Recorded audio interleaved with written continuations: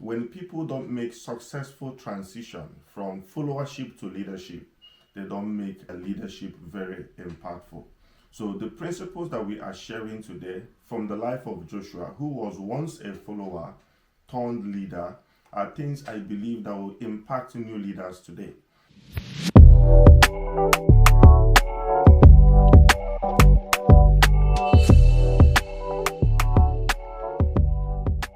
So today I'm going to be sharing with you guys on the topic strategic intelligence.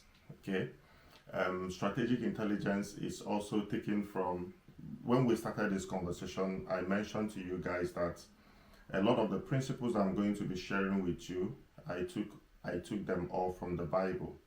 Okay, and the session we had last week was mainly covering key principles for new leaders from the book of Joshua chapter 1 to end. And today we are also going to be looking at Joshua chapter 1, Joshua chapter 2 from verse 1 to end. Okay, I find each of those chapters strategic in terms of you understanding how to transition fully from a follower to a leader. Just to give context to some of the people who are joining us for the first time, Joshua was a servant. Joshua was a follower who served Moses. But it got to a point in his life where he received his own instruction to lead, meaning that Joshua has to make a transition from followership to leadership. And I said that every leader who is called cannot live off the leadership of the previous generation. Okay, whatever the previous generation did, they did for their generation. When God raises a man for a new generation, there is something new that the man is supposed to do, and the man needs to prepare for that transition. So what I've also observed in my own leadership process and even leadership, experiences around me is that when people don't make successful transition from followership to leadership, they don't make their leadership very impactful. So the principles that we are sharing today from the life of Joshua, who was once a follower turned leader, are things I believe that will impact new leaders today. And of course, I'm not just talking about new leaders. Anybody who is new to leadership, anybody who has been in leadership for a very long time, this can also be a checkpoint for you to go back and say, okay, these important things, am I following these principles? Am I applying these principles in my leadership? Is that the reason why I am stuck or not making necessarily growth and improvement in the areas where I need to make?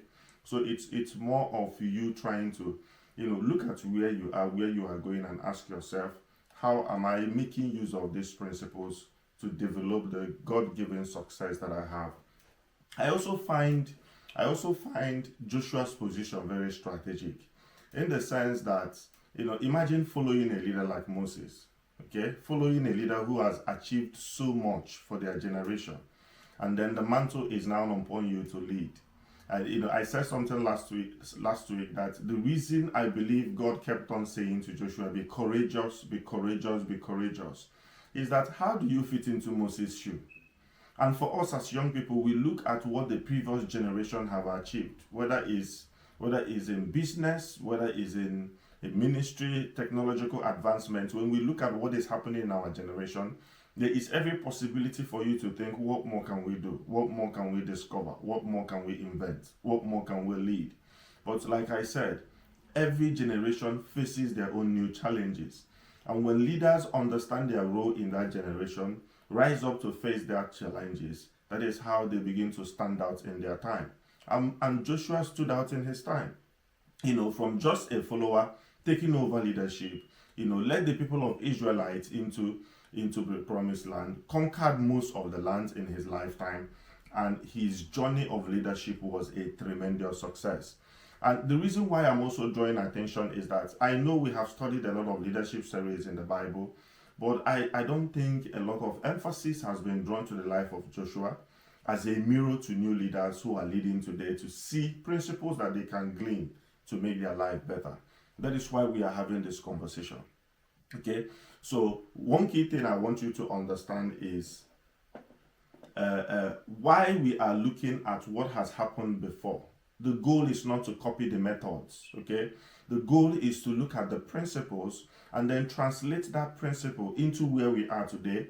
And then as new leaders, begin to ask ourselves, how do we make progress based on what we've learned, but based on the patterns that have been shown to us in the past, in order to, make a great leadership impact.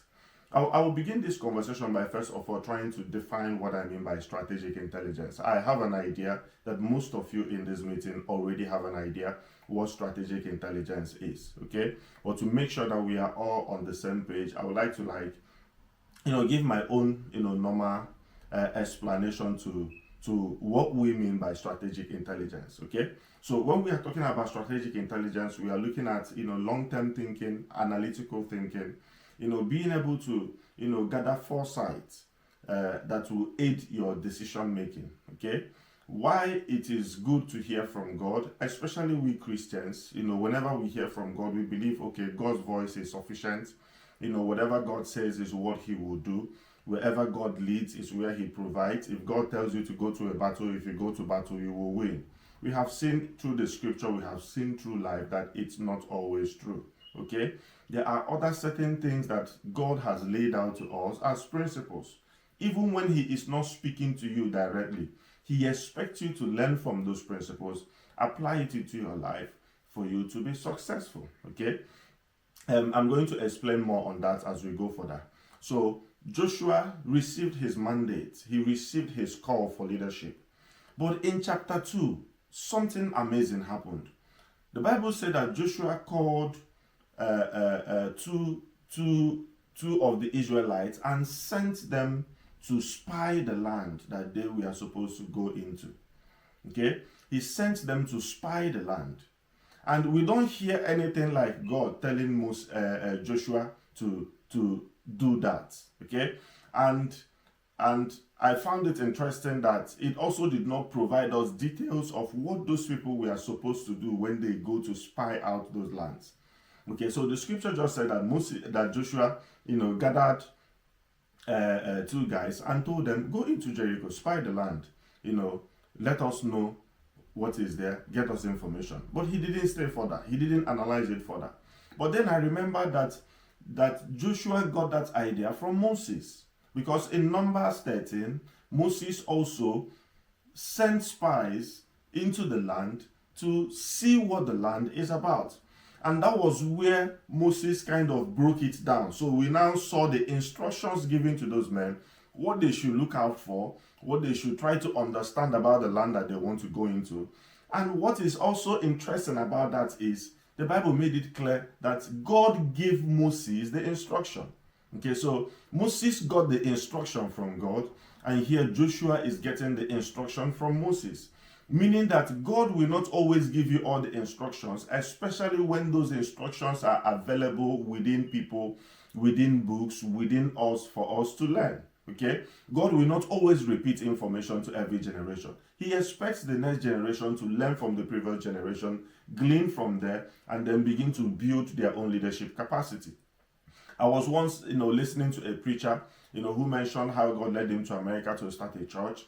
And after God showed him where to start, he said he began to read every book written on church growth. He began to read every book written on church plants. He began to study history of revival. He began to study. So you see, he immersed himself to understand what the previous generations before him has done. And then gather insights, gather data, gather strategic intelligence that will aid him into venturing into his own leadership. God is going to lead you to do something new. But the principles that will accompany something new that God wants you to do are not necessarily something that will come from heaven. They are already here on earth with us.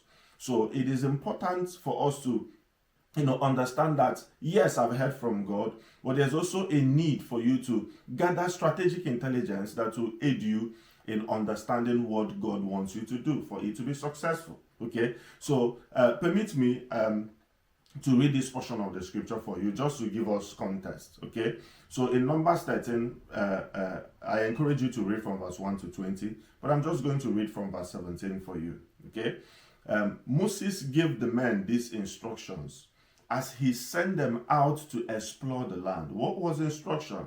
He says, go north through the Negev into the hill country. See what the land is like.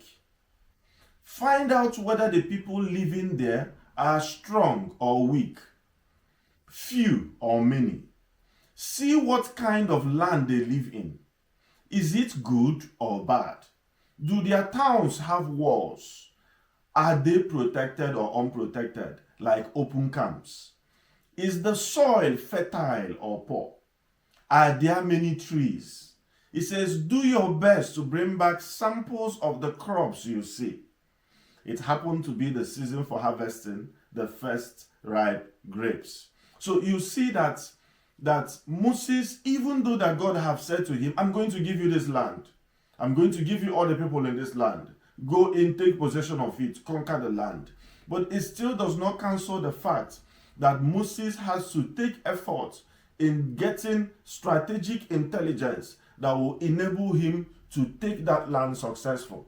And I believe that even though in the book of Joshua chapter 2, when you read it, it doesn't expressly mention these things. I believe that this was the same instruction that Joshua gave to those men. He said, go into that land, find out who the people are. Are they weak? Are they strong? What is their soil? Are there walls? Do they have open camps? Because you can't just begin building a vision. You can't just begin building a dream. Just the fact that you received a dream in your heart. You take out time, you study, you try to understand.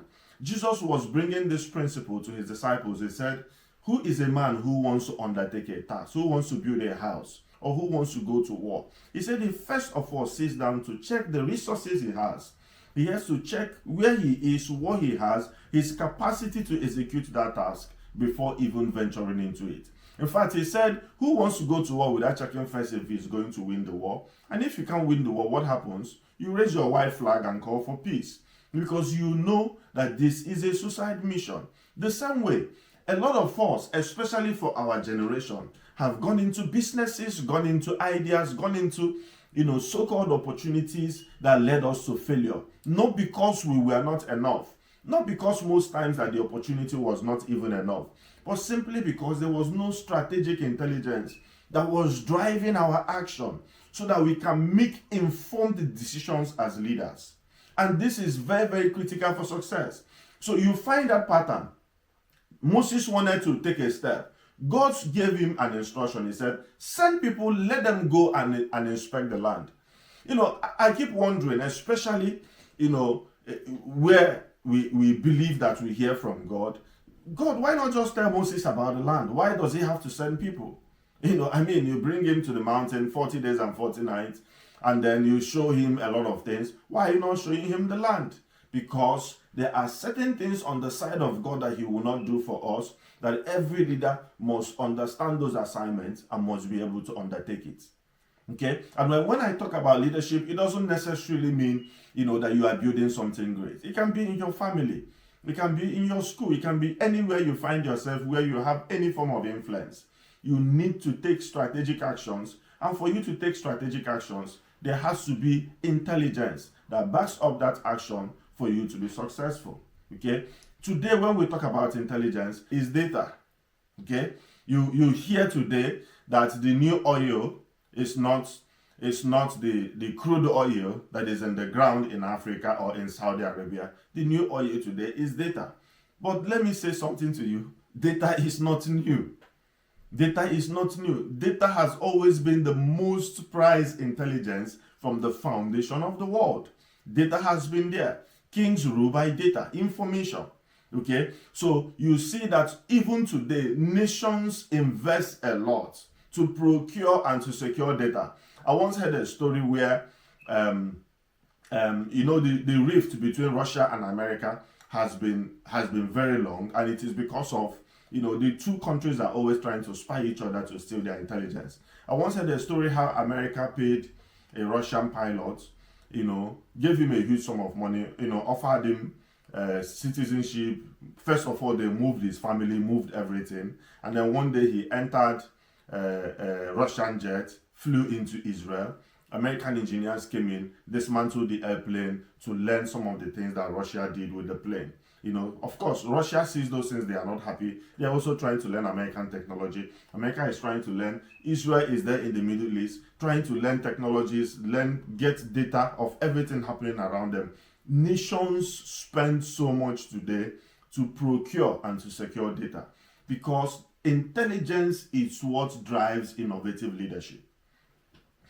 We had a conversation the other day in UK of some of the things that have happened in social media that people don't pay attention, but they are all designed to gather intelligence. I don't know how many of you remember a few years ago, I participated in that. I don't know whether some of you here participated, where you saw on the internet there was an app. It came like a trend, and there was an app. You put your picture in the app, it shows you what you are going to look like when you were old.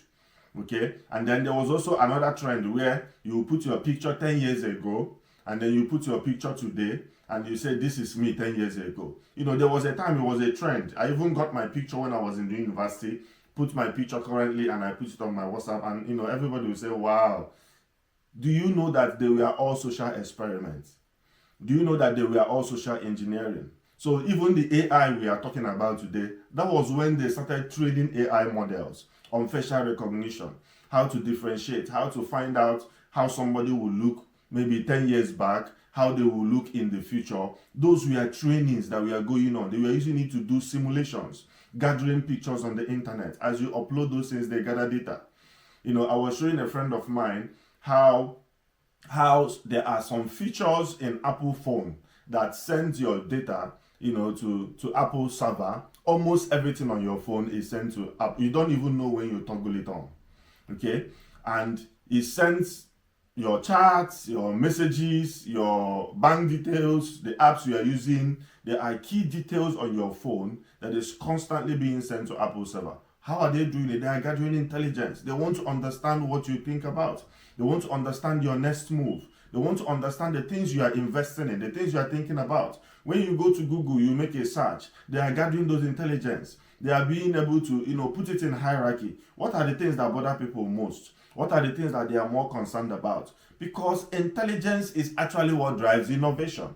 Intelligence is what determines who is ahead. So your inability to just, put systems around yourself to gather intelligence will make you not to have a leadership that imparts, a leadership that, makes a difference. Okay? And you see, these principles are here all along for us to learn and understand that there is more to leadership. Okay, leadership is not just I have what I need to do, I understand what I need to do. No, you need to also understand your environment. See the instructions Moses gave to this man. He said, go to the land. I want to know whether they are strong or weak.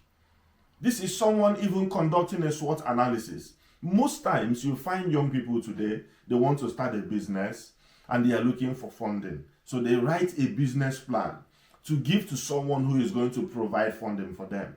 Why that is good? That is not the aim of writing a business plan.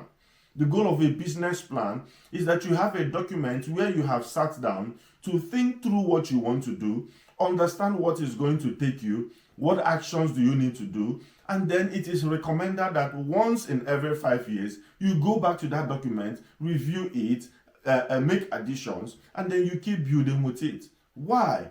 Because you need things written down to guide your actions in order for you to be successful. Okay? So today, data is the new oil. Data is the new wealth. Most organizations that are successful today are those who invest heavily in data and they do a lot with data engineering. Okay? So what are they looking at? They are looking at trends. So what are the trends? What are happening around me? They are trying to identify risk and opportunity. So you see, when Moses is saying, are the people strong or are they weak? He's trying to analyze what are my risks, what are my opportunities. When he says, is the soil fertile? Is it good or bad? Okay, do they have walls or do they have open camps? Because if you prepare to go to war and you don't understand who your enemy is, you are already dead on arrival. You are trying to set up a business, you don't know who your competitors are. What are they doing? How are they driving innovation? What are they thinking about? I remember one of the last meetings we had in the office the other day is to analyze. Okay, there is AI. a lot is going on with AI. The people in our industry, are they thinking about AI? If they are thinking about it, what are they planning to do with it? Okay, we that are here, what can we do with it? So people are asking questions. How is this going to affect our business? What is the new thing that we need to do to take advantage of the opportunity? So a lot of information is put out, a lot of surveys are put out, a lot of data is sent out to make sure that we are able to understand the future so that we can take advantage of it. Okay, those who take advantage of the future are not just those who see it. That is why you see people, they see the future, they tell you, this is going to happen in the future. Oh, I want to do this in the future. But when it comes to the future, they are not able to achieve it. Why? Seeing the future is not enough. You need to have guidance. You need to be guided by data. You need to be guided by intelligence on how to deliver the future successfully. So they look out for identify risk and opportunities, validate assumptions. So you have an assumption that when this happens, the other one will happen. But you need to validate those assumptions. Are they right? Okay, so that is why he sends people physically. Sometimes you want to start a business, take a visit to someone who is already doing that business. Observe what they are doing. Observe how they are driving innovation. Get information about things that will help your own business to thrive and succeed. Okay, and then also data helps you to forecast outcomes. I was telling someone that we can almost predict how to increase our income. We can almost predict how a certain action can lead to more income or to increase patronage to a particular feature or particular service, because people sit down every day and they are looking at data. They are watching what you do online. They are watching how you do it online. They are watching your pinpoints. What are the issues that are important to you? That is why sometimes you go to market, you see something, you say, wow, how did somebody know that you buy it, you take it home. You see, wow, especially in Africa, we say, hi, or you bought the thing, go. Now, the truth is that people are watching you. People are looking at what you are doing. People are studying you. I was in a research so many years ago. I think that should be either 2018 or 2017, round about that. I was part of a research, that was conducted in West Africa, specifically Nigeria. It was a Facebook-sponsored research, okay? And they used an organization called GAMOS in West Africa. They work with Oxford Police Management, which I was working with them. And then they were conducting research, okay? This is Facebook conducting research in Africa. Now, when I was looking at the research content, I was asking myself, why do you need to know household? How many people who are living in that household? What kind of toilet system do they have? How many phones do they have? How many of those phones are connected to the internet? What network would they use? How much average do you spend buying data? And we capture data in remote areas you will not even know that people have access to internet. In fact, one of the things that shocked me was we visited a remote village because we use GPS to map certain areas you need to go to. That means they have studied the terrain and they wanted to know internet penetration and the penetration in terms of their usage. Okay, this is a company in United States of America. They are drilling deep into Africa to gather data. Now, one of the things that shocked me was that I went into a village, there was no connection. That was the first time I saw that people will use bamboo tree, stack it, make it long, put something like an antenna on top of it, and then connect it on their phone port, their charging port of their phone, and then they will receive network. That's how people were making calls in that village. And then in the evening, young people, when they come from school, they will climb up to the mountain, high up to the mountain, sit on those mountains. That's where they get network service. And guess what? They are surfing Facebook. They are surfing Instagram. And then the research was meant to know which app do you use more often. Is it Facebook? Is it Instagram? What do you do with it? So why do you prefer Facebook? Okay, why do you prefer WhatsApp? Which one did you install first in your phone? Why do they need those data? And as we are doing it, we are capturing it in our device, and those device is going to collation center where they are going to extrapolate the data, get something from it, and they are pushing it straight to Facebook. And tomorrow you just notice a feature. You say, oh, wow, I like this feature. Someone has been gathering that intelligence that is informing their business decision in order for them to take advantage of the future. So when you see things, it doesn't just happen. Humans are studying humans to understand their needs, their pain points, in order to take advantage of them. Okay, so without data, I want you to take note of this. Without data, strategy becomes a guesswork. So you are only guessing. Without data, strategy is just a guesswork. So so many people are going to do this. So if we start this business, we will have 10 people who are going to buy. It's just you are just trying to make a guesswork. And then when you hit the marketplace, you receive the greatest shock of your life because you did not take active step in understanding what you are getting yourself involved in. Okay, so without data, strategy becomes a guesswork. Let me also say, but with data, strategy becomes grounded, it becomes adaptable, and it becomes measurable. So you are not doing a guesswork. You are specific in your actions. You are specific in your investments. You know where to put more money. You know where to reduce the money. You know where you need partners. You know the ones that you can drive internally through your business operations. All these things are informed not by guesswork, but by data. So today you hear a lot about data-driven decisions. Data-driven decisions. So before you make a decision, you're asking yourself, what kind of data that is qualifying this decision for me to move in that direction? So what I'm trying to say is that leadership is not a call for you to say, I have positional leadership, I'm in charge. Okay, everybody should listen to me. No, leadership is work. Even Joshua, the man of God, had to put his feet on the ground and get his hands dirty and get some work done.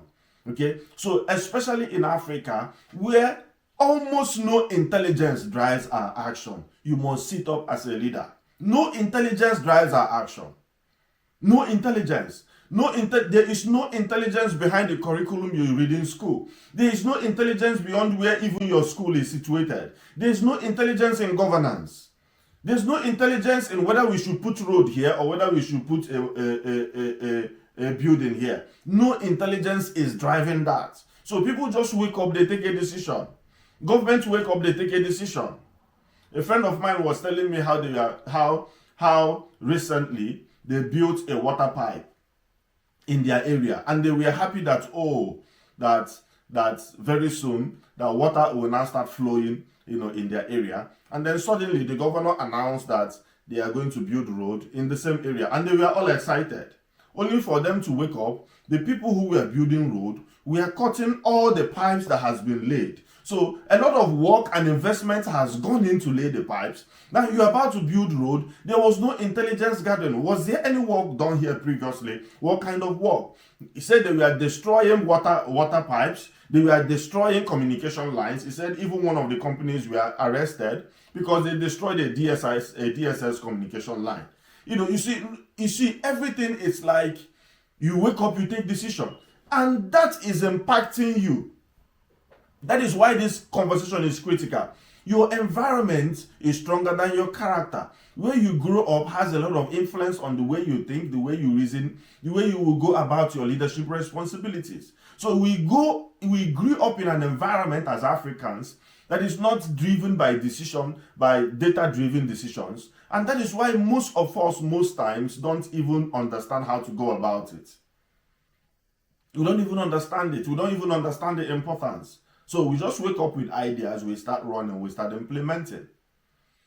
I was sharing with someone when they were talking about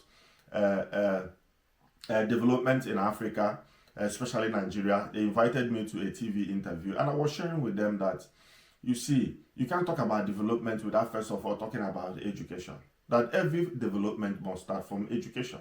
Okay, and then when we are talking about education, we are not just talking about education in terms of building school. I said education itself must be built on a strategy. There has to be something that education is driving. If not, you will not achieve the success as education. I said, you remember in Nigeria, there was a time they would tell you skill acquisition, learn how to make soap, learn how to make this one, I said, so what happened to those things? People make those soaps, make all those things, and then who teaches them about the market? Who gives them money to finance their idea? Who tells them how to take advantage of maybe export routes and take out their products out of Nigeria. Who is doing that? Nobody is doing that. So you teach people skill, you pay money, you go home, and you said you've done economic development. I said, no, that's not right. Now, when you hear, for instance, that a university in Canada wants to give scholarship to maybe people who want to study engineering, that decision didn't come because the governor of the state or the vice chancellor of the university woke up that day and he felt good and he felt, okay, let's give some Africans some scholarship, let them come to Canada and enjoy Canada. No, that was not how that decision was made. That decision was made because somebody who is studying the economy have checked certain areas of their country where there are going to be deficiency in terms of skilled workers. And when they analyze it, sometimes they analyze it 5 years from now, 10 years from now, 20 years from now. So they are going to say, in this industry, in that industry, 5 years or 10 years from now, we are going to lack skilled workers. And in terms of the competition we are trying to drive among nations, we need people here. So how do we get people here? We need to encourage our people to study more in that area, but also we can find a way to get intelligent people outside of Canada who will get scholarship opportunity. We push them in that area. Once they graduate, they get job in that area and they begin to fill those scarce skill area. Sometimes you hear about scarce skill. Now, why are they calling it scarce skill? There are areas where they need people, but they don't have enough. So they offer scholarship. You come into the country, you begin to work in that area. That is how their organization begin to grow. I say, for instance, they will tell you that UNN is the first university in Nigeria. Okay, UNN, a lot of people take pride. We went to UNN. And I asked them, go to where UNN is situated in Nsukka in Nigeria and ask yourself, how has that university impacted their environment? Zero. You come to that environment, there are even economic resources, things that are unique to that land. Nobody is doing research about it. In fact, even when you do research in school, you just present it to your lecturer, they close it, they throw it into the trash can, and that's the end. You collect the certificate, you come to you travel to Lagos, you studied engineering, or you've traveled to Lagos to learn how to do skits. There is no connection. Nobody is planning anything. Nobody is thinking, okay, how does this action benefit future generation? Leadership is not just about having ideas or having a zeal to make things right. You need to gather strategic intelligence that drives your actions. Let me also say this. God's voice does not cancel intelligence. God's voice does not cancel the fact that you have to gather intelligence. In fact, God's voice drives intelligence. The more you listen and hear to God and hear God, the more you read your Bible, the more you will be in tune with things that are happening around you and how you must respond to them. So I believe that Christianity will begin to impact Africa more when people don't just hear God for their assignments, but also take necessary actions in getting intelligence that must drive their actions into successful ventures. Okay, so as a new leader, my question for you today would be, what intelligence is driving your action? Whatever it is that you are doing, whenever you found yourself, if you are studying a course in school, what strategic intelligence is driving that decision? Why did you choose that course? What do you hope to achieve after you have done that course? How does that impact your life in the next 10 years, in the next 20 years? Is there a strategic decision that is driven by data that is pushing you to take that action? Whether it is in your business, where you are in your business today, what strategic intelligence is driving your business action? You are running an organization, you are working in a business, anywhere you find yourself. What strategic intelligence is driving your action? Let me summarize the story. By also showing you the other side of it. What is the other side of it? In the same Joshua chapter 2, the Bible said that when the spies came into the land, immediately they were spotted as spies. Now, what shocked me? See what shocked me. It is very, very amazing. What shocked me is that the intelligence system within Jericho was not just able to know who the men were. They were able to know where the men came from and what they came to do. Isn't that amazing? Isn't that amazing? So you see two strangers walk into your environment. You are able to tell who those strangers are, where they are coming from, and their objectives. It means that inside Jericho, what made Jericho great as a nation, because Jericho was a great nation, and that was why God himself had to step into that battle and help Joshua accomplish results in that nation, because Jericho was a strong nation. But now let me say something to you. Jericho was not just strong because of their walls. Jericho was not just strong because they had strong men and giants. Jericho was also strong in intelligence. See also what is amazing to me when I read that portion of the scripture. The king heard about the incident on the same day. On the same day. Now you are looking at a generation that does not have a cell phone. You are looking at a generation that does not have an internet. You are looking at a generation that does not have emails. There was no system of communication. But how is it that the king was able to get that intelligence that same day? That strangers entered into my land. This is what they are after, and this is where they are coming from. The king had that intelligence from day one, and he took action immediately and said, find those men, gather them here, let's secure our land. So you see that nations are doing a lot in intelligence. So intelligence is not just about you taking advantage of the future. Intelligence is also about security. What intelligence are you using to secure your business? What data are you gathering that is going to secure your finances between now and the next 10 to next 20 years? What decisions are driven by data that is informing your actions? I mean, why we might just read it that Joshua conquered Jericho. I mean, flip the side. You see why the king of Jericho was king. You see why he was mighty. You see why that nation was influential in his time. Because they had an intelligence system built within their nation that can capture anyone and tell you exactly where they are coming from and why they came. I don't think anybody, just try to imagine the story. Sometimes that is how I do it. I even imagine two men walking into a land. Do you think those people will come in there and say, I am from Israel? Do you think they will say, I came to spy the land? But it means that they also had an intelligence system that was monitoring those men to understand the language that they spoke, to understand the kind of questions they were asking. And they were able to pick them early.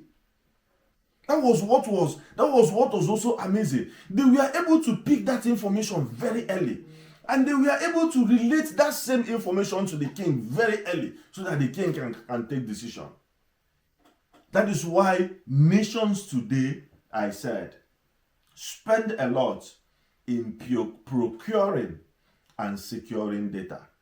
That is what is driving their intelligence. That is what is driving their decision making. So everything you see is not there because people wake up. And that is why sometimes when I look into Africa, I cry.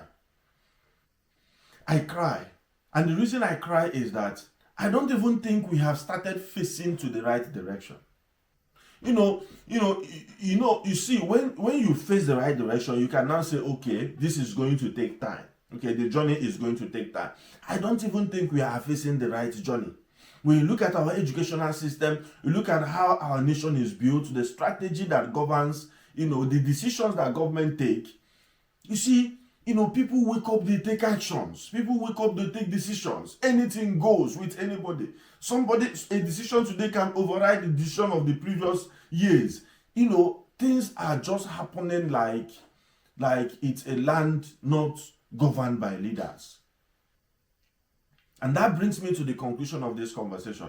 We are having this conversation because we believe that some of you here are going to begin to build organizations. Some of you are going to get involved in politics. Some of you are going to find yourself in different spheres of the society.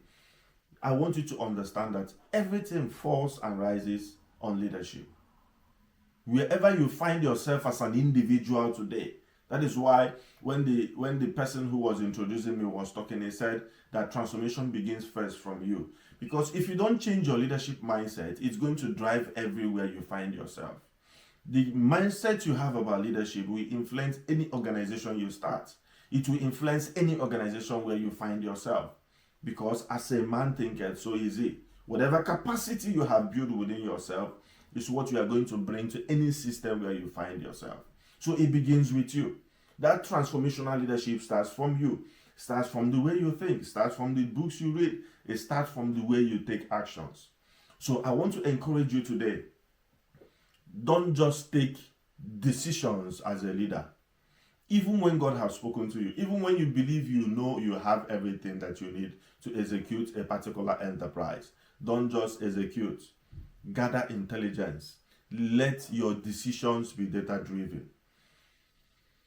And whatever you do, whatever you place your hand, will be successful. And remember, last week's teaching was also very, very important, for you to listen to what we said. And we are going to also be dropping the link in the chat so that you can go find that teaching, listen to it. And I want to encourage you to not just be a hearer of what we are saying. What you do with what you know is more important and more powerful than what you know. So thank you all for tuning in today. I hope it was a wonderful session. I will see you guys next week. Thank you.